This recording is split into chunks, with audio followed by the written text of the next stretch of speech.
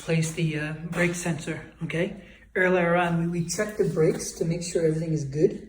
The fortunate thing is the brakes was good, so the next best thing is to replace the sensors, okay? There should be one in the front and then one in the back. I don't know which back has it, but when the sensors come in for the back, we'll check that as well. But for now, I'm going to do the front. I checked the other side already, and there is no sensor on the other side. So there's only one for this side. It comes in packs of 2, so I got one extra. So let's start with taking out the wheels first. Okay, so as you can see, the sensor is right over here. See it? That connects right into the pad. Runs along here, then goes right into here, this box. Okay, so what I'm going to do is, see it? So what I'm going to do is I'm going to take it out of here,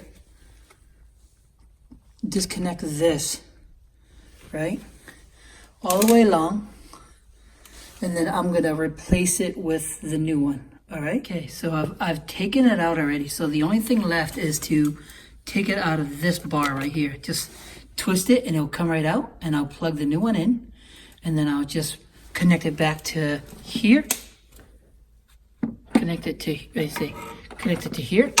There should be a connection back here. Let me see if I can find it. There it is. There's a connection there. Connection here, and then back into here. All right. Okay, guys. The brake sensor for the back. Okay, just to let you know. The brake sensor for the back is right over here. Okay. Unplug this. Unplug this. There should be one more over here. Unfortunately, it's the back one, so you take out one of them. See if I can do it by hand. Anyway, I'll do it in a second. Follow this along, and there should be a spot right over here to replace it, okay? There's a guard up top. The way to do this is there are 2 screws here, 1 screw down here, and then 1 more bigger screw. Each of these are, from what I can tell, they're number 8 and number 10, okay? And you just do that, you can take it.